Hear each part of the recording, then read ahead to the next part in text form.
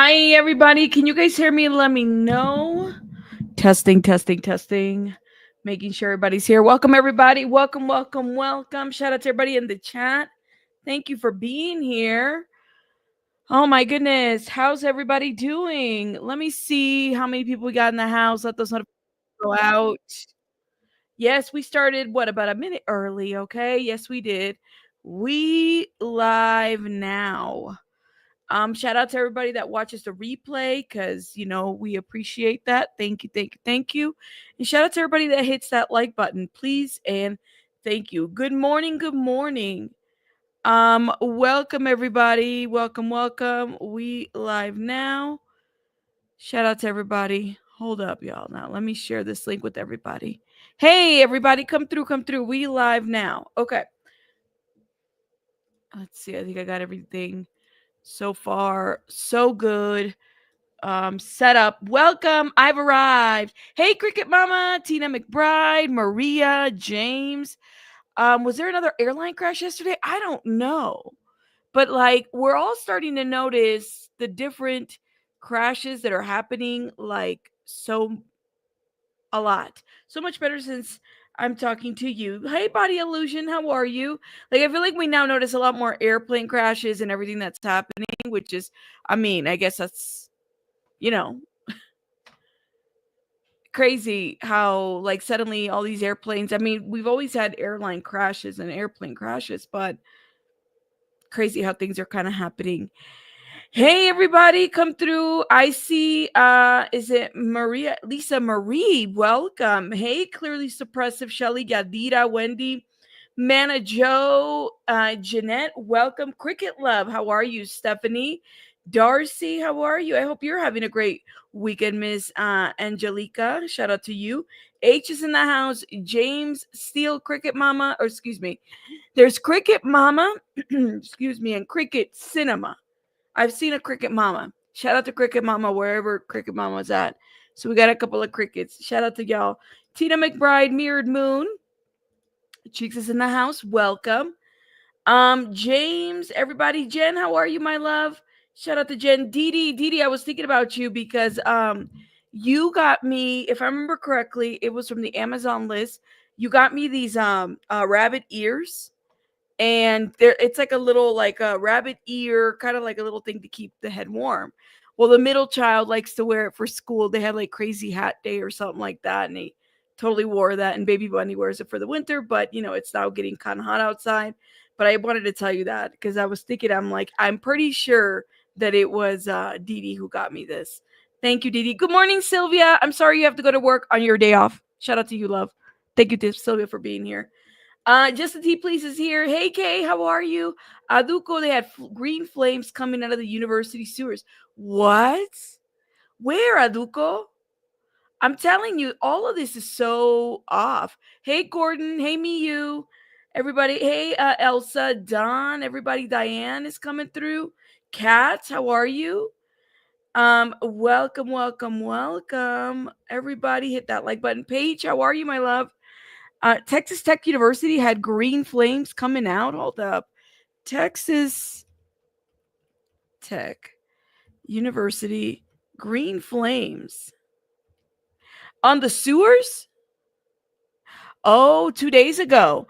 Green flame explodes. Let me show you guys what Aduko's talking about. Then now this is interesting. Now, are we talking, was it a chemical?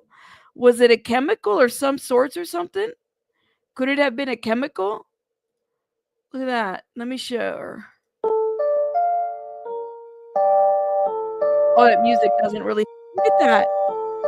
Oh my God. Green flames erupt through maintenance hole in Texas Tech. Huh? How does that happen? Yo, hey, kind of be welcome, my love. Wait. Thank you, Jen. Shout out to you. Mar Loca, welcome. Y'all see those flames? Let me play it, okay?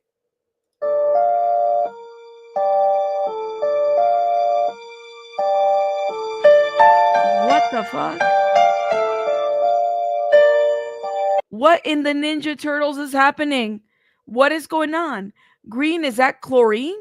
It's in the university. Let me know. Hey, Night Charm. Oh my God. Lovey Cats in the house. Y'all see that? Hey, Jay Boopsy. How are you, my love? Gas leak? That's not normal. Hey, Katie. You said someone said it was a Ninja Turtle, but no, seriously, it's probably some reaction to a work done nearby. But it's in the maintenance area. You think it's okay? Allegra Green says, my guess it would be a natural gas pipeline. It's for Patty's Day, says Doc. Oh my God, I forgot that. Isn't that like what, Sunday? Is it Sunday? Wait, it's this weekend, right? Lubbock, Texas. Maleficent. Is this in Austin? I don't know, y'all, but can you imagine walking by and then like these green flames are happening? Look.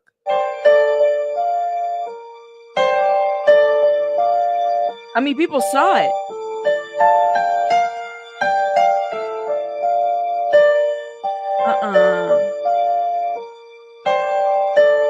That's not normal.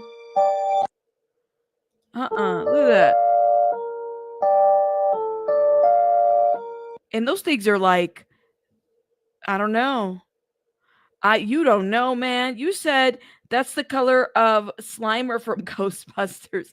Oh my God. I mean, like literally. Oh, it's Monday. See, y'all. Sorry, y'all. I got my days mixed up. Some gases seem to have escaped leaked. Well, did they check it though? That's the crazy part. Like, can you imagine walking by? You got these green gases all over. Could sulfur cause that color? I don't know. I know people just. I mean, I'd be well. People walk by. Is that even safe to breathe? And it's clearly under some kind of something. It says is that green flames erupt through maintenance hole at Texas Tech. That looks crazy. Mm-mm. Y'all, Aduko, thank you for sharing. I hadn't seen this until you mentioned it. That's crazy though. But what mad science experiments are going on under the university? That's what I'd like to know. Let's talk about another situation that is very interesting that you guys were messaging me about. So the Connecticut man held captive by stepmom for 20 years, weighed only 68 pounds. This is what police said. The 32-year-old man had been held captive in captivity since he was 11 years old. You know what this reminds me of? Is it Ricky Valles? Not Ricky Valles. Who was the young guy? We did Ruby Ruby Valdez from Texas. Speaking of Texas, was it or Ruby Farias? What the hell am I talking about? It's Ruby Farias. This is the story of Ruby Farias. Okay, Ruby Farias was reported missing by his mother. And it turns out that he wasn't missing. Ruby Farias missing. Remember. Now I remember, okay? Mom had him hidden for many, many years. And now some of this has kind of like disappeared from the internet. Yeah, Ruby Farias. So that's what it's giving, remember? No, it wasn't Ruby. It was Ruby Farias. So I'd like to understand how the hell this happened here. We have another story of a man who's been held captive in captivity. He only weighed 68 pounds and he is 32 years old. He was held by his mother since he was 11. A Connecticut woman has been arrested for allegedly holding her severely emaciated stepson in captivity in their home for over 20 years, since he was 11 years old, and forcing him to endure prolonged abuse, starvation, severe neglect, inhumane treatment. It's truly horrifying and beyond comprehension what occurred here. The young man's unimaginable suffering over the course of 2 decades is just a reminder of the darkness that does exist in this world, okay? The now 32-year-old man is 5'9", 5'9", weighing 68 pounds, guys. This man is clearly not well, right? It's not good. How does the school not looking for him? Tina, we will be talking about that here in a minute. I do a little bit of a lineup. They locked this boy up since he was 11, just like Ruby Farias. Ruby Farias, his mother reported him missing and he wasn't missing at all. His dad started it, and his dad died last year, but she kept locking him up. Wow. So when it keeps going, it's truly horrifying and beyond comprehension what occurred here. The young man's unmanageable suffering over the course of 2 decades is just a reminder of the darkness of the world. This is what the statement was given. Now, 32-year-old man is 5'9", weighs 68 pounds when he was found, according to officials. The victim was discovered on February 17th when Waterbury Police Department officials, along with personnel of the fire department, responded to a report of an active fire at a residence at about 8:42 p.m. The fire was quickly distinguished by authorities, and two occupants were found inside the home. The first person was identified as 56-year-old Kimberly Sullivan, the owner of the property, who called authorities for help. And the second person was identified as a 32-year-old male who was later determined to be Sullivan's stepson. Sullivan was evacuated to safety following the fire, but the male occupant, who had suffered smoke inhalation exposure to fire, had to be assisted from the home by the fire department personnel and was placed in the care of emergency medical services. Investigators quickly realized there was a room in the house that appeared to have exterior locks on the door, and they began speaking to the male victim. He disclosed he had been held captive in the house for approximately 20 years. He was held captive in the house for approximately 20 years. You can't make this up. While receiving medical care, the male victim disclosed to first responders that he had intentionally set the fire in his upstairs room. Stated, "I wanted my freedom," officials said in their statement regarding the case. He further alleged he had been captive by the Sullivans since he was approximately 11 years old. Following these alarming statements, the Waterbury Police Department Major Crimes Unit, in collaboration with the Waterbury State Attorney's Office, launched an extensive investigation. Authorities continued. Detectives determined that the victim had been held captive for 20 years, enduring prolonged abuse, starvation, severe neglect, and inhumane treatment. The 32-year-old, also found in a severely emaciated conditions, had not received medical or dental care during the time in captivity inside the home over the past 2 decades. Investigators further discovered that he had been provided with only minimal amounts of food, water, which led to his extremely malnourished conditions. My goodness. When asked about the victim's father, Waterbury Police Chief Fernando I don't know how to say his last name, said that the biological father died in January of 2024. The father was wheelchair bound from a medical condition. The victim's biological mother had not been involved in his life since he was about 2 years old. Oh my God. Sullivan's lawyers defended his clients and said it was the victim's late father who was responsible. What? Wait a minute. But what? He took the chance he would be rescued. He must have been desperate. Yeah, so the lawyers for this stepmother basically said, he was locked in his room. Hold up. I got to read that again. Sullivan's lawyer, Kimberly Sullivan, the stepmother's lawyer, defended his client and said, I think they said their client, and said it was the victim's late father who was responsible. It was the victim's late father who was responsible for this. Wait a minute. He died in 2024, January 2024. And somehow it was his fault. You can't make this up. That defense is so weak, right, J Boopsy? I cannot. Let me know. Nobody cared.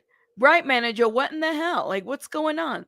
The locks got bigger and heavier as he got older. Yeah, but this is interesting, right? Aduko, thank you. His father was wheelchair bound also. I saw the lady in handcuffs walking. She didn't have no wheelchair. So what is this all about? He was okay, so they further say he was not locked in the room. She did not restrain him in any way. She provided food, she provided shelter. She is blown away by these allegations. Her lawyer tells the news. The lawyer said that the stepson's late biological father indicated how the boy would be raised. can't make this up. We think as evidence comes out, you will see that she's not the villain she's being made out to be. Okay.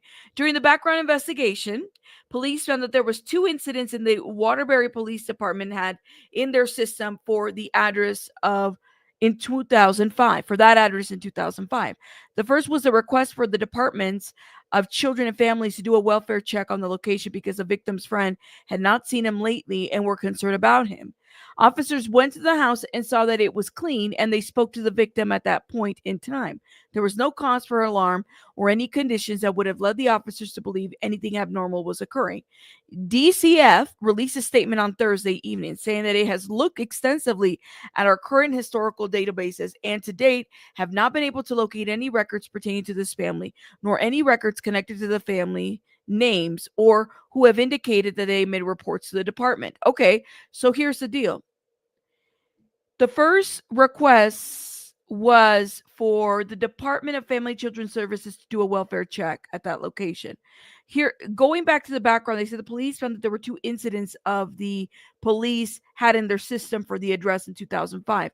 So if we're going to look at, this is what happens actually. Take it from somebody who's worked in the system. If something like this happens, police officers are mandated reporters, right? Even though they're out there and checking for welfare, they're still mandated to call into the department. And then the department then weighs in what they found. They determine whether they're going to investigate or not. So there's clearly a gap here. Either the department police did not call DCF as they should have, even though they cleared the family, or they called DCF and then DCF decided, well, they're already cleared by the police. We're not even going to go and assess the situation. This can go 2 different ways right there. So just a heads up on that. Okay. And then it said the DCF then released the statement, which I find it interesting. They have to determine all of this. 2005 is not like historical data or anything like that. They can go back and some of the systems, and every state uses a different system of tracking the calls and stuff like that. It's not an international system. Every state has a different database for this kind of information, right? There's a push to make this more of a federal search, but there's concerns for privacy, for different things that could happen. So keep that in mind. It went on to explain that records about unsubstantiated reports of abuse are typically expunged every 5 years. That's different. Every state is different. Okay. They're expunged every 5 years. It looks like DCF is passing the buck here with that. Because if a child is 2 years old, and then within the 5 years, there's another report, or after the 5 years, there's still a child, right? So how are you going to expunge a call that was made when they were 2, and then they're being abused at the age of 10 or neglected at the age of 10? That is some freaking BS right there, and that should be looked into. And it sounds like DCF is passing the buck right there too. Okay. We will continue our search and ask anyone with additional information to contact the Waterbury Police. The statement continues, as additional information is learned, the department will be transparent as possible while working within the parameters of both federal and state confidentiality laws. That is, this is a bullshit ass response. You know what this tells me? This tells me that they didn't do shit. And I kind of wonder if they did receive a call. If the department can show, the police department can show, my officer called on this date and was given this referral number, and it's on their records, and DCF did not do shit about that. That says that they did not follow through. They didn't do anything. There is no expungement of every 5 years, especially when you're looking at historical child abuse. If a child is reported as abused or neglected at the age of 2, then 10 years later, they're still a child, right? So they have to look at all of this historical data. What is the pattern of behaviors? Are there pattern of behaviors? Okay, they were neglected at the age of 2 or abused. Here's another report at the age of 10 where there's more abuse being reported. How do you assess if you're expunging records every 5 fucking years? That don't make any sense. That's bullshit. That department should be reviewed. These horrors served as a reminder that it takes the diligent efforts of all members of the community, family and friends and neighbors and professionals to protect children from abuse and neglect. See, this is such a pass the buck statement. They need to soothe it. Like, Tell me you're not in trouble without telling me you're not in trouble. Oh my God. And I worked at the department for 10 years, guys. Like this and community mental health for many, many years. This shit is just so typical, okay? That's crazy. That's crazy. I hope that somebody looks into a civil lawsuit here because clearly somebody dropped the ball. So this is the woman who doesn't appear to be on a wheelchair, who appears to, she dresses very well. Look at her. I mean, those are some cute pants. I don't know. I mean, I'm just saying, like, she doesn't look like she's being like, you know, look at her. Her hair, she got earrings on, she got a little lipstick on. Okay, let me know. She got a jacket. She got a cross on. It's either for fashion or she believes in Jesus. Stop it. So this is the woman charged for holding her stepson captive. Literally, she's tiny too, but she's not wheelchair bound at all. That is interesting. And please note that if he's emaciated and if he's 68 pounds and he's 5'9", there probably isn't a whole lot that he can do as an adult to protect himself from this tiny woman too, right? Like, look at that. 68 pounds, doesn't eat, doesn't get fed, okay? And he's being locked in, literally. Thank you, Jay Boopsy. She's fashionably in handcuffs. Look at her. She got her lipstick on and her little hoop earrings. Okay. And she, what is she wearing? Doc Martens? No, these are, I don't know. What are those little shoes, slip on shoes called? She's not like horribly looking. I'm just saying. She looks like she takes care of herself. She hasn't taken care of her stepson. She hasn't like said, all right, stepson, go about your world and your business. You're free from this. That's right. Size doesn't matter. Okay. Size, don't let a little teeny person confuse you about what the ability of a person to commit a crime isn't able to do. We don't know. Pixie's like, they're Skechers. Right, Sydney, what a sicko. Okay, let's keep going. So the Waterbury police were called back to the house in April of 2005 by the family who wanted to file a harassment claim against members of the school district. The family said that members of the school district were continuously reporting them to DCF and felt that they were trying to get them in trouble, police said. There was no proof provided by the family that there was any type of harassment that was occurring. Police are now working with DCF to look at records that they may have had previous investigations. Huh. See, they dropped the ball. That's what that tells me. They really dropped the ball on this one. Throughout the years, it appears that the locks used on the exterior of the room increased as time progressed. Somebody said, why were they, in the chat said this, okay? Why were they increasing the locks? They were trying to lock him up there, okay? In the exterior. Let's keep going. The victim got older and a bit stronger. Okay, so throughout the year, it appears that the locks used on the exterior of the room increased as time progressed, and the victim got older and a bit stronger. There was a lot of physical and mental health issues that the victim is now dealing with. During the investigation, Sullivan was identified as a suspect, and an arrest warrant was issued for her on Tuesday. Sullivan was located by police on Wednesday and taken into custody by the Waterbury Police Department on charges of assault and first-degree kidnapping, second-degree kidnapping, unlawful restraint in the first degree, cruelty to a person, reckless endangerment in first degree. The suffering of this victim endured over 20 years is both heartbreaking and unimaginable. This case requires relentless investigative efforts, and I commend the dedication of our officers. Their unwavering commitment ensure that the justice is served. Wow. So 33 years later 33 years in law enforcement, this is the worst treatment of humanity that I've ever witnessed. Oh, I've seen some stuff, guys.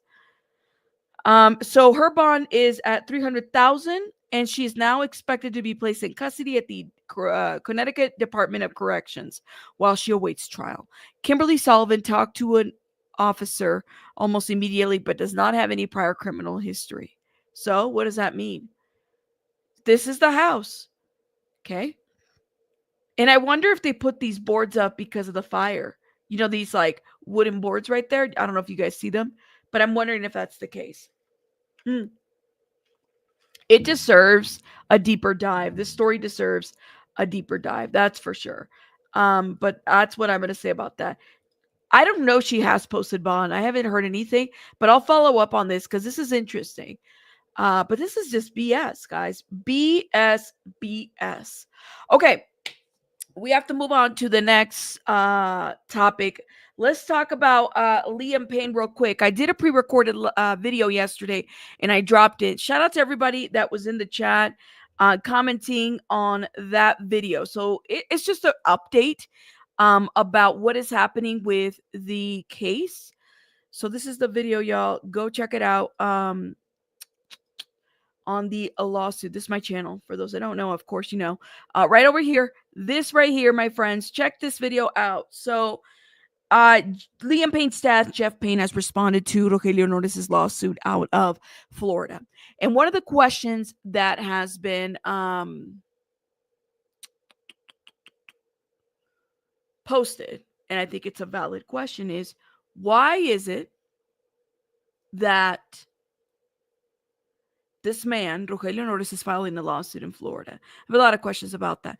Like, especially since he's filing the lawsuit against Liam Payne's dad, who is not a resident or citizen of the U.S. He's in the U.K. However, he's got an ongoing case because of his son and what's happening over there in Argentina, right? So we're trying to figure this out a little bit more. Check out that video because I really, really get into it. But literally, let me know what you guys think in the comments. I mean, first of all, it is just crazy to me that he would sue. But I'm happy for the update as far as like the potential of the court pleading to a higher court and whatnot. But I'm a little like confused by Rogelio Nores. Actually, a lot confused. There's a lot of things that really confuse me overall. And hopefully there's some clarity to a lot of this. Sounds like he's got a good attorney in Argentina too. Geoff does. So Geoff's attorney wrote a declaration to the court in Florida and basically said, you should not be suing my client in Florida. You should be seeking something in Argentina where not only did the crime occur there, but you're a resident there. Why would you sue him in Florida? Geoff Payne is not a resident of Florida. Argentina has no jurisdiction over Florida or the United States, right? This is two different things. So I find it to be very interesting. And again, it's a defamation lawsuit over specifically, this is what Rogelio is alleging. Rogelio is alleging that through Geoff's own declaration, a legal declaration that he made in the Argentinian courts, that Geoff lied about Rogelio Nores' involvement in Liam Payne's life, right? Even though there's emails, there's all kinds of things. I think it's very arguable. Like, we can make an argument about a lot of things as it pertains to that. But I did read those declarations on that video. Go watch it. Tell me what you think. And of course, as updates are coming up, we are going to keep updating. The thing about this Liam Payne situation, it really bothers me, is like people like you have Kate Cassidy that's doing like a world tour of mental health, right? Then you have Rogelio Nores that's like trying to shift the narrative too, which, okay, that's fine. But then you have these like journalists or these outlets like the TMZs and the Rolling Stone and all these kinds of things, right, that are happening that also are misinforming the public as well about the details of this case. And then you have the Argentina networks that are putting information out there. Then you got like myself and other YouTubers. I know Harsh, Brian Harvey, others, Sarah's Weird World. Everybody's trying to like put this together and package it so that everybody here can understand what is truly happening in these cases and what's actually being said and what's misleading. So yes, we are definitely working hard on that. So go watch that video, check it out, give it a like, give it a comment. Okay, wait. Now the doc says, thank you so much for the super sticker. Super chat. Hi Rabbit, what's up with the robot picture you posted? The robot picture? The duck. Let's do a little clowning a little bit. It is Saturday, right? Is it? It is Saturday. No, don't ask me about the duck. I love you. Thank you for being in my chat and thank you for this. But y'all, that's my question, okay? So Kim Kardashian does like this little like I don't know, she had this like photo shoot with Tesla. She's got the Cybertruck, she's got the robots, okay? And I'm looking at like her face. I'm like, girl, like, so she's here grabbing the robot. I don't know. She looked like she got Like the girl can't close her mouth. I don't know. So then I said, no, fuck this. Let me zoom in. Zoom in. Zoom in. Doesn't this just make you want to go buy a Tesla and a robot? Yeah, like literally, it's her new boyfriend. I'm telling you, the girl can't find a man, so she's gonna settle for a robot. The duck, thank you again for this super sticker. This is so hilarious, though. It's her new boyfriend. She is a robot. She listen. I cannot. What it? How do you meme this? Literally, I all I could do is like this, and then zoom into her head. I was like, this is crazy. I can't. So I wanted to make everybody laugh. That's why I posted that there. And some of you guys are like, what is this? And then also, let's go ahead and since we're here, we're gonna segue to this other topic here. All right. Oh man, let's talk about Yolanda Saldivar. Speaking of just the craziness of Yolanda Saldivar and just how unreal this situation is, okay? You said makes me not want lip injections. Hey, listen, I'm not opposed to a little nip and tuck and injecting. Like, listen, you got to do what you got to do and look presentable and look well, right? Do that. But if you start looking like a robot, or if you like literally, I cannot. All right. I just somebody said in the chat that she's trying her best to like give a corn face.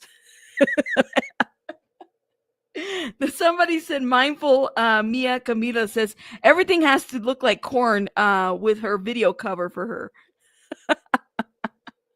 It's her new boyfriend. Listen, if I can't find a man, I'm going for a robot. Tell me why. I don't gotta listen, why not? A robot can do the job. Okay. You say you smoking all day.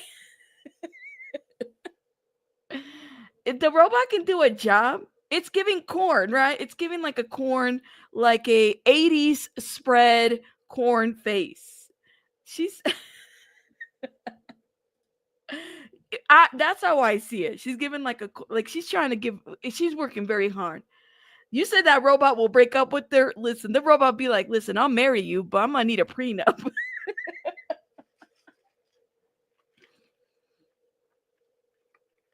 She's gonna need a Robot said, look, I'm gonna need a prenup if I marry you. You're not gonna do me like you did Kanye West, and you're not gonna do me like you did Chris Humphries, okay?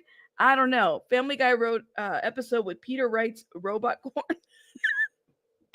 I'm telling you, the next hottest video is gonna be Kim Kardashian does the robot. All right, all pun intended.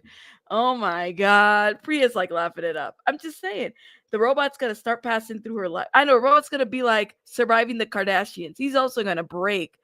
No, it's gonna be too much. Anyways, surviving the Kardashians robot edition. That's what's gonna happen. Oh my God, y'all are too much. Hold up now. Since we're on this community wall, hold up. Did I just stop sharing this? I didn't mean to do that. Let's talk about this ridiculousness right here. This Delulu. Let's talk about Selena. Oh my God. So you guys know, and I have like a whole playlist on Selena where I break down all the lies that Yolanda Saldivar has told throughout the years, right? I really, really think, in all seriousness, somebody needs to, maybe I'll email Casey Anthony. I'm not going to. But if I did, I would say, listen, Casey, there's a woman out here, but you might know her. I don't know if you do. You might. Her name is Yolanda Saldivar, right? She's in need of an advocate, a legal advocate. You have a Substack, girl. You got a whole TikTok. I mean, she's hated just as much as you are. You might as well kind of connect. Be together. Let me know what you think.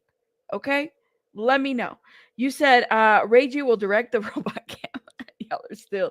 Rabbit, hand me over the mic and go to the corner. Oh, is Wim in the chat? Shout out to Wim. Okay, hold up. No way she got a client. Okay. Casey Anthony got a job. I just gave Casey, I just gave you your job, girl. Go defend Yolanda Saldivar. See how many people are not gonna like hate you afterwards. Okay, so I just did a short video on this. We're gonna kind of get into this here. So, woman who murdered Queen of Tejano, Selena claims star singer death was her own fault.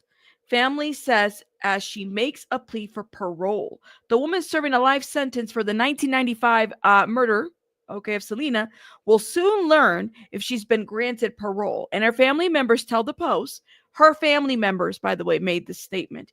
They told the New York Post that she now believes that the singer is at least partly responsible for her own death. So Selena is responsible because for her own death, all right? That's partly, okay? I don't get it. I don't know, and I don't understand, and I refuse to get into the mindset of this woman. I refuse. Hano music sensation in 1995. During an argument in a South Texas motel, Yolanda shot her in the back. Yolanda claimed it was an accident, but she was sent to prison for life with a chance at parole after 30 years. And now 30 years is up. Her parole hearing is set for March 30th, 16 days away. Yep. But according to Saldivar's family, Yolanda is still holding on to her accident story and that Selena is partly to blame for her own death. Yep.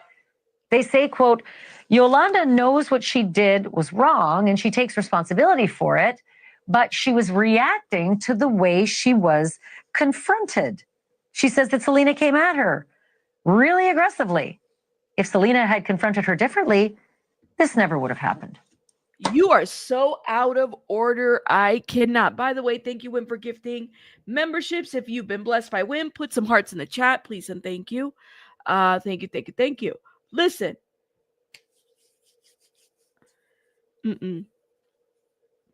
Nope.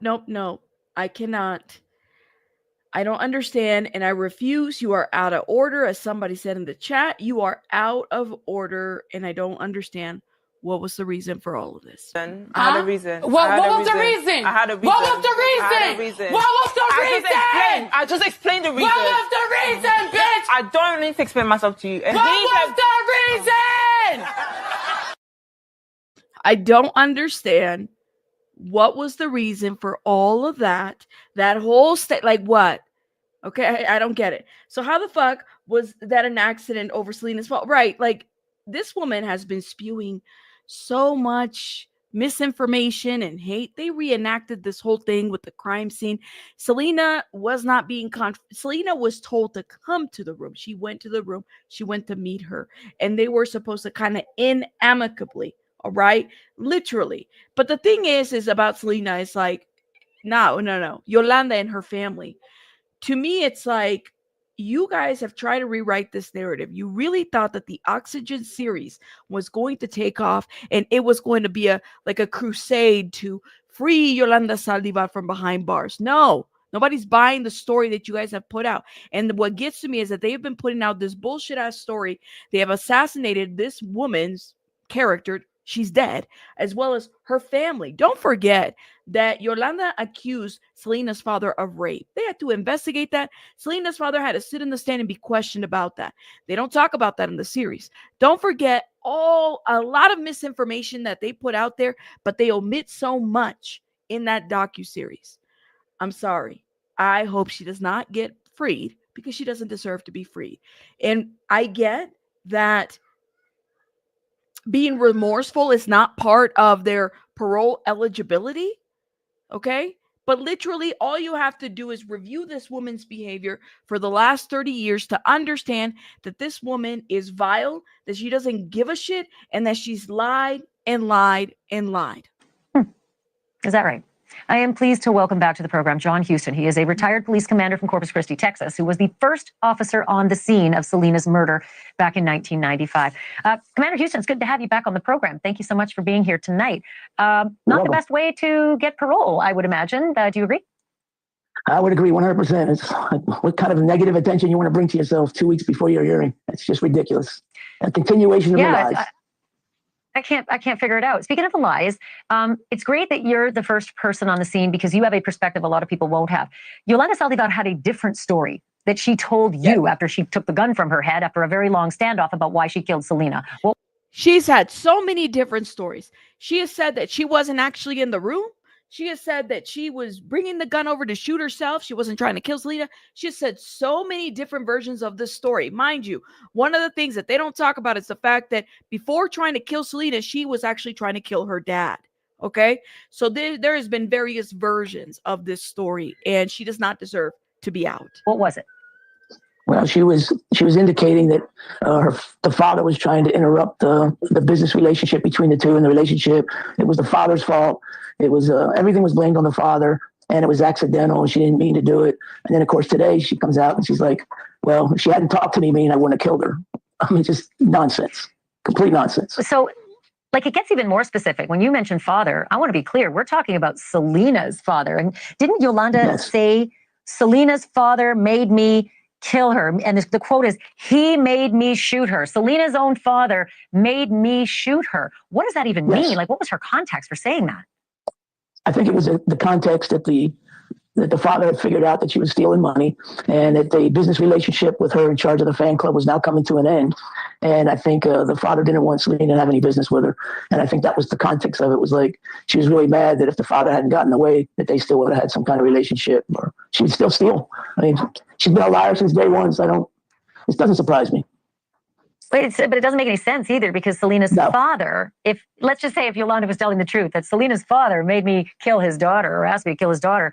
A, it's his daughter, so I doubt it. And B, she's the golden goose. And they are all literally working for Selena. So what would be the reason did Yolanda even have one? Could she even make one up that Selena's father told Yolanda to kill Selena? No, I think this is just, I mean, she's been working on this for 30 years. Yep. It's been story after story. I think as she got close to story after story. When Oxygen True Crime came last year and said she's never spoken before, that's bullshit. She's spoken to so many networks.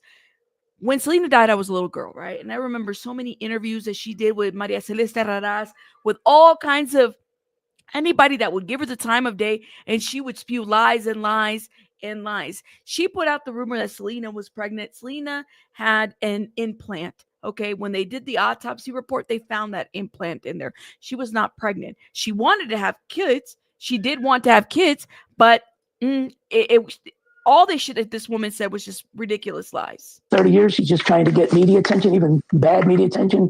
And she's got fans out there that, I don't know, they follow people like her. And it's pretty sad. But it's sad for the family that they got to put up with this nonsense. She belongs in jail. She needs to stay there.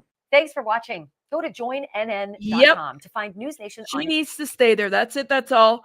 Yolanda, and literally her family, Yolanda's family, is the one that's been talking to the media, trying to change the narrative of this whole situation. They are just as trash as she is. Period. That's it. That's all. They are. That's it. I just did a pre-recorded video on that. Guys, go check it out. I uploaded it, kind of went into more details about what they're saying and put clips of other things. Oh, baby buddy's yelling. I thought I was a junior in high school when she died. I didn't know she was who she was, but saw everybody crying. I thought she was a classmate that passed. Wow. I mean, it literally impacted a lot of people. Baby buddy is fighting. She's mad. Who's her fans? Who are your?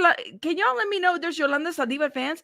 I could see people doing the most, just to kind of like, I don't know, piss people off. But yeah, the audacity. And like Kim said, keep talking, Yolanda. Have your family keep giving interviews so that we can get more reason as to why you should not be freed, why you shouldn't have any type of supervision or be out in the community. She's not safe, guys. She's got a hit on her back. This has been historic. They were trying to hit her up in the jail. She's not safe out here. Okay? She's not. But hey, y'all live in that delusion. Do what you got to do. Yeah, shout out to you, the fans. Yolanda Saldivar fans. What? Bitch, what? There's Yolanda Saldivar fans. Please. Yes, I'm just saying. I cannot. Oh my goodness, guys. We have to talk about another situation, okay? Ghost Adventures. Do I have any Ghost Adventures? Oh, thank you. Yes, her fans are the Sims, right? Yeah, that's what I thought. I do get Yolanda Saldivar apologists, by the way, on my, comments all the time. My God, Cheeks, thank you for being a member for 19 months. I remember you saying Selena's family has protected her name and legacy over the years. I'm guessing they'll bring that same energy to the parole hearing. Yes, they will. Definitely. I know Chris Perez has spoken, and he's given a statement about, her being let out and all this other stuff and his thoughts behind it. Abraham Quintanilla, which is Selena's dad, he's kind of like at this point where, she would he said it publicly, like she would not be safe out in the community, and of course he wouldn't support her release, but at the same time it's like, what now? There's nothing more. Like, what she took from the family and continues to take every day through spewing lies, and then this documentary, and then her family too, who aided in this documentary and gave a lot of misinformation. There were people on TikTok that took like clips of that documentary and then did a bunch of videos and then took whatever Yolanda said as fact. And I'm like, then that tells me that you were not really like a fan, and you didn't actually understand or even do the research to even give a really good, well-rounded view of what happened and how this woman was really just obsessed with Selena. She was a sick lady. She's a sick lady now, and her family's just as sick. I'm sorry. That's how I see it. But thank you, Cheeks, for being a member for 19 months. You're amazing. Thank you, thank you, thank you. Yeah, that's how I feel. Okay, guys, we got to move on to this situation right here. All right, so Ghost Adventures guy, Aaron Goodwin, is married. He's been married for like 2 years, right? Wife, Victoria Goodwin.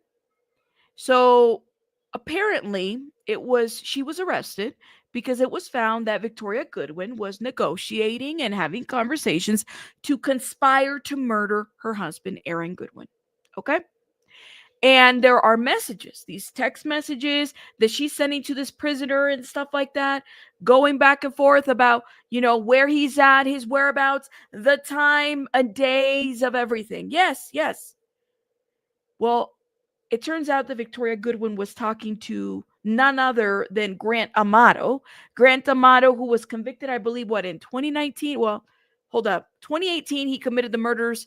2019, 2020, he was convicted of murdering his mother, father, and brother and staging a suicide.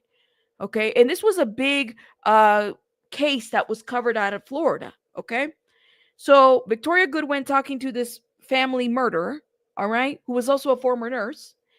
And Aaron Goodwin had no idea what the hell was going on. He didn't even know that they had marital problems. No idea what was up. Aaron Goodwin has filed for divorce.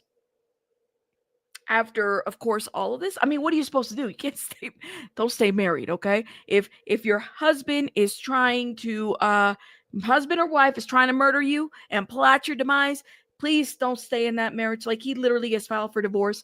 I do feel bad for him because literally this was like, what was the point? And she's so evil in these messages where she's literally telling Grant Amato, am I evil because I don't want him to, be around anymore, and I don't want a divorce? And I've said it again, if you have to ask if you're evil for this reason, bitch, you're probably evil. Yes, you are. Mm-hmm. I would say that would fall under evil. Like, it's one thing to say, I'm trying to run away from a situation. No, you're evil because you're premeditated as murder and you conspire to somebody that has already killed somebody. I did another video on that a couple days ago. Make sure you guys check it out. Okay. And it's crazy because she's even telling him his work schedule. He's going to be filming Ghost Adventures on this day, at this time, around this time, and if he's able to get it done. Now, Grant Amato is like serving a life sentence. Clearly, he's not the one that's going to go murder Aaron Goodwin, right? There might have been somebody in the outside. Aaron Goodwin is not safe. Okay, because we don't know who Grant Amato has been talking to or whatever.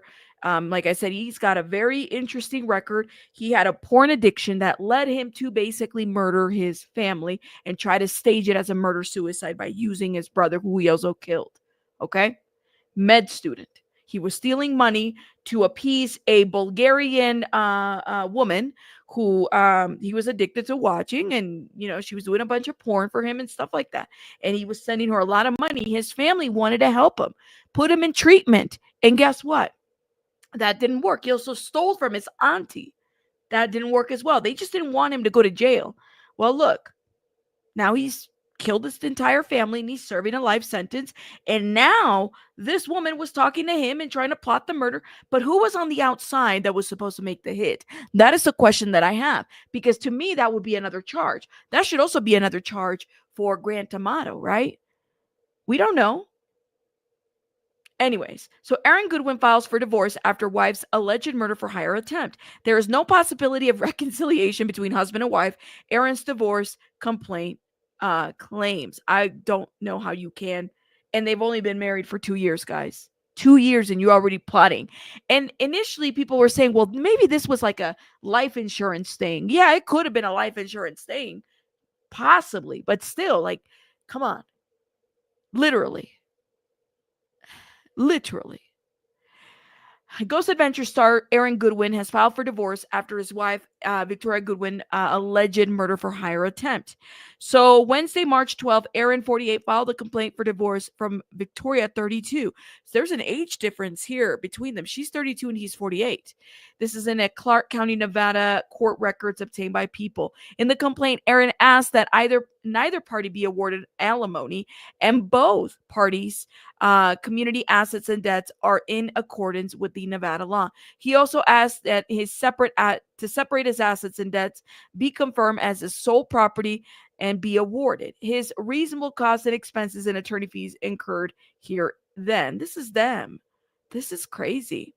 Aaron claims his reason for filing his divorce is the views, tastes, likes, and dislikes of himself and his estranged wife have become incompatible to the extent that it has become impossible for them to live together as husband and wife in harmony. Wow. So he claims the views, tastes, likes, and dislikes of himself and his estranged wife have become incompatible to the extent it has become impossible for them to live together in a harmony.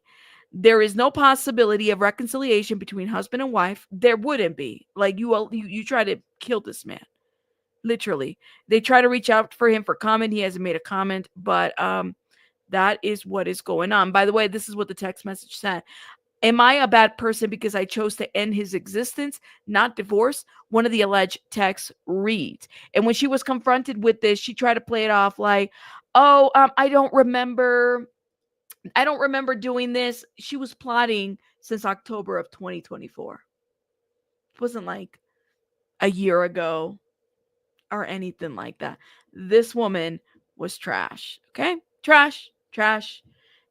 And I mean, when you are dealing with something like that, you don't go back, you don't deal, you don't entertain any of that whatsoever. Okay? Just don't. That's what I have to say. Why can't people just divorce? That's what I want to know. Here's the question that I have though, Livmore, shout out to you. I wonder if she knew who she was talking to. Like, did she, or you know how some people are fascinated by like people that commit crimes? Like, Ted Bundy received a lot of fan mail. You had that Wade guy that's receiving a lot of fan mail. People receive a lot of fan mail, right? Scott Peterson, which I heard he got jumped or something like that. Was she aware that he killed his entire family? So then she could, I just find it so hard to believe that she didn't like research him or anything. Yeah, like a prison pen pal. There is like this obsession with like people that commit certain crimes and people will like attach themselves to that. I mean, Scott Peterson, I remember people saying that he was receiving, hell, Chris Watts still receives a lot of fan mail knowing that he like annihilated his entire family, guys. People be doing shit like this. And so I feel like maybe she kind of got caught up on that. Maybe she has a fascination with people that commit crimes. I wouldn't be surprised if he's not the only person that she's talked to, you know?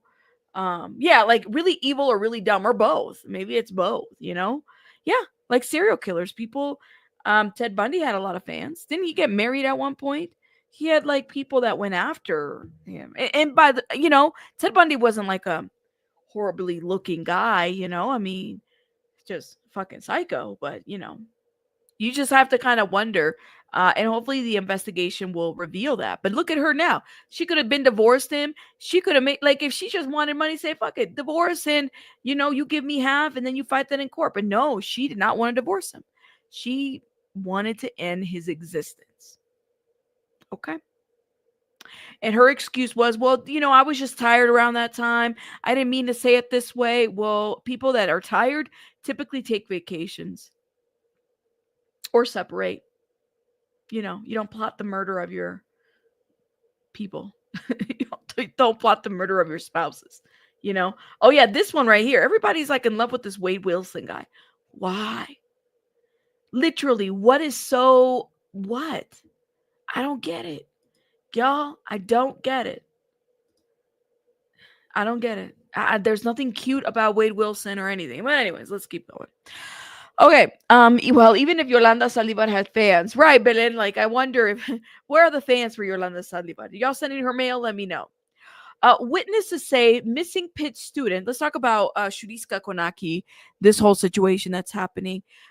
So Josh Riibe, who has changed his story a couple times, this young guy who is also in the university, who was last seen with Sudiksha Konanki. Everybody in his hometown saying he would never hurt a fly. He would never hurt anybody. He would listen. I don't know. People do different things, especially when they're drinking. But witnesses say missing Pitt student rescued from powerful waves, then vanished. Sudiksha Konanki, 20, went missing last week while on spring break vacation in the Dominican Republic. So a man who might have been the last person to see her, a missing University of Pittsburgh student in the Dominican Republic, said he rescued her from drowning, only for her to vanish a short time later, according to a transcript of an interview he gave to local authorities. Sudiksha Konanki, a 20-year-old junior, went to Punta Cana on March 3rd with 5 female friends from spring break. A lot of people are basically saying this is similar to the Natalie Holloway situation. They're similar, and there's various similarities, but I would also say that there's differences because Sudiksha Konanki is receiving the support of the American Embassy, whereas Natalie Holloway's mom did not, Beth Holloway. So there's some things that you can and can't compare to this. The man who officials in Konanki's home state of Virginia called a person of interest told local investigators that he and Konanki were on the beach in waist-deep water, talking and kissing a little, according to a transcript of an interview he gave local authorities that NBC News obtained. That's when a wave crashed and swept them both out of sea. The man said in the March 12th interview, I kept trying to get her to breathe, but she didn't allow me to breathe at all. Excuse me. I kept trying to get her to breathe, but that didn't allow me to breathe at all. And I swallowed a lot of water. Investigators have not described the man as a suspect. They're just calling him a person of interest. So he's not like a suspect. The man told investigators he previously worked as a lifeguard and got himself and Konanki back to shore before she went missing. Hold up. Oh, my ears are ringing because I wonder. Sometimes when I feel like there's bullshit happening, my ears tend to ring. Even when I'm in the middle of like a thought, my ears will ring. And typically that means, they were ringing a lot with the Yolanda Saldivar shit. So he was also a lifeguard? I didn't know. I'm not joking. Sometimes I'd be like, oh my God. It's like Jesus is saying, that's bullshit. It's like Jesus is saying that's bullshit. I don't know. No, let me stop. I'm just like, I don't know. But this just don't sound right. I get a little itchy every time I feel like something doesn't sound right. But hey, whatever. It could just be an allergic reaction to BS. The man told investigators he previously worked as a lifeguard and got himself and Konanki back to shore before she went missing. The last time I saw her, I asked if she was okay, and I didn't hear her answer. I looked around and didn't see anyone. I thought she'd grab her things and left. Oh my gosh. Okay. The last time I saw her, I asked if she was okay. So she was talking. I didn't hear her answer. Okay, she wasn't talking. I looked around and didn't see anyone. I thought she grabbed her things and left. That's a weird statement. Okay. He told Dominican authorities that he was surprised to later learn Konanki was missing. Konanki, from the Washington, D.C. suburbs of Virginia, is a biology student at Pitt, and her disappearance has drawn the interest of authorities back home. So her family resides in has so the sheriff's office has no jurisdiction of where her family resides. But they have sent detectives to Punta Cana to assist the U.S. side of the investigations. Okay. And has described the man interviewed as a person of interest. So, because he's changed his story a couple times, Dominican authorities said Thursday that they do not use the term person of interest in the case, and no one is considered a suspect at this point. U.S. authorities say that this is a missing person case and not a criminal matter. Okay. So, until it becomes a criminal matter, it'll be a different thing. Riibe's father and attorneys accompanied him during the extensive interview and was cooperative. Above all, we wish to contribute to the search and efforts and understand the anguish and uncertainties they're going through. And we share the hope that Sudiksha will be found as soon as possible. Okay. So I don't know what to say. What do y'all think? Let me know. Kraken says that ringing in your ear is your high vibration of consciousness, not able to downgrade a low vibration. That's true. That's true. And let me just say, like, I remember I was very crazy in my teens too, but I think some of it is like, let me say something that was said to me maybe when I was younger. It's like I always felt, and this was kind of applied to me as a child, that there's always people that are going to want something from you, right? So you have to kind of teach your children that, good or bad, somebody always wants something from you. And so if you're vacationing, this would be a good example of that. Cover your drinks. Don't be out there alone by yourself. Understand your surroundings, write down some notes, little things like that, right? And your friends aren't always your best friends, even when they say they're your best friends. You got to be very careful about things like this, and not to discourage travel, because I've been everywhere. When I was 18 and I was kind of crazy going through a phase, I went everywhere. I told you guys, I hopped into Greyhounds, I was going to TJ, I was all over the place, doing stupid shit, and I got myself into a lot of trouble sometimes. But one thing that I learned is I got to watch my own back, right? And so you got to understand, like, being able to be understanding of your surroundings and making sure that you teach your kids, like, listen, if your friend drinks, you're not drinking. It's okay for one person to stay sober. Matter of fact, it would be best, because you never know, man. Things get out of control all the time. They do. Sylvia, you're laughing at me. Pixie, thank you for becoming a member, renewing your membership. Thank you, love. I know you've been a member before. Thank you. Mana Joe, thank you for being a member for 3 months. Thank you. No, Kim's like, please excuse that's not your ignorance, Kim. That is autocorrect's ignorance. It's not your ignorance. Your ears are ringing too. Questioning motives needs to be normalized. Yeah, I would say so. Yeah, TJ, Tijuana, man. Tijuana. That was like the part, I was young, 18, 19. Let's go, drive down to TJ and let's be stupid. And then, I would go on the border all the time. It's like the most dangerous place to go. Then we go to El Paso. Like, I was doing stupid things like that, I wouldn't do it again now. But it's just go to El Paso. Then you buy, like, back in the days, I remember I'd go to El Paso and I'd buy like the cheap, horrible thing to do, y'all. I'm surprised I could still see. I would buy the cheap contacts and put them in my eyes. So, like, I wanted to have like purple eyes or green eyes, and then you put that shit in your eyes. That shit would burn my eyes, but I thought I'd look cute with my little eyeliner, and my body would be rejecting it. You do shit like that. You go out there and but I mean, it's, back then I felt like it was a little bit different, it's just. But now, I mean, maybe times I just haven't changed. I don't know. You just got to teach your kids that it's one thing to have fun, but be aware of your surroundings, especially when you're traveling to other countries. And right now, we're in a situation where everything is so tense. So I wouldn't necessarily recommend to just go and go all over the place, you know? Everything was different back then. You had lavender eyes. I know that was like the thing, right? You went to TJ when your buddy graduated from the Marines. It was great, yeah, like back then. I mean, but especially TJ, you gotta be careful with your drinks, okay? Because they got the stuff that they put in there.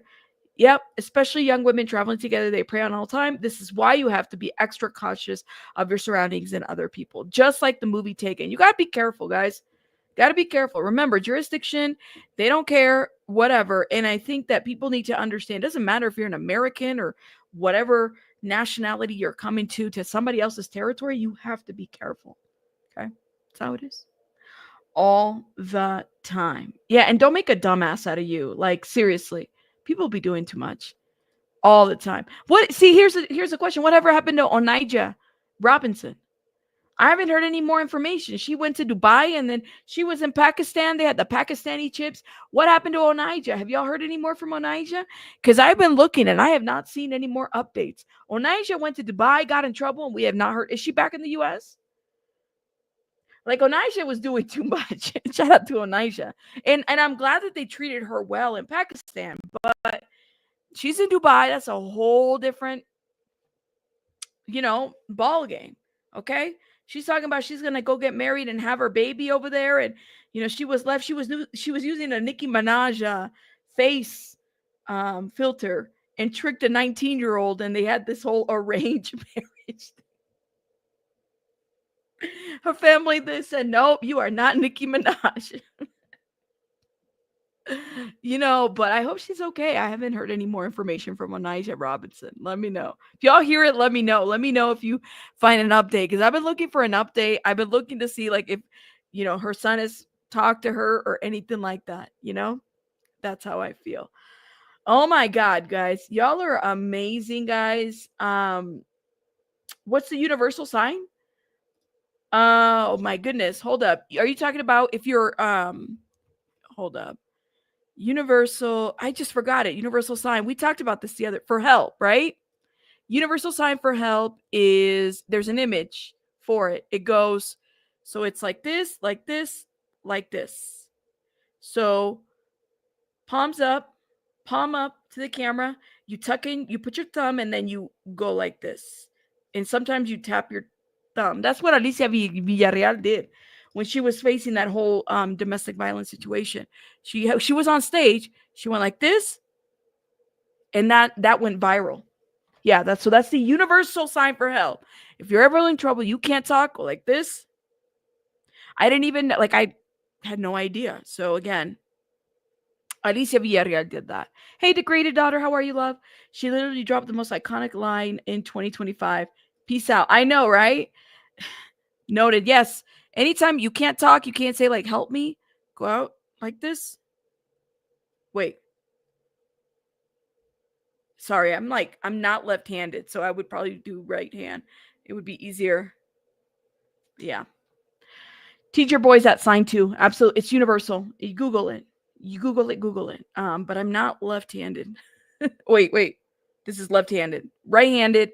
I don't know. Like my right hand's being all weird. I can't get it to do it. Okay. Shout out to y'all. Y'all are amazing. Thank you guys. Let me shout out some people in the chat before I head out. The Doc, thank you so much for supporting my channel. Wim, thank you for gifting. I appreciate it very, very, very much. Who else? Cheeks, thank you. Pixie, I almost called you pizza. Shout out to Pixie Dot. Thank you, Manna Joe. Thank you for being a member for 3 months. Pizza. Maybe I'm hungry. I gotta go eat.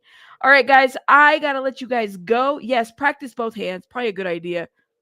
Practice both hands. You guys are amazing. Hit the like button. I'll see you guys on the next one. Bye, guys. Bye.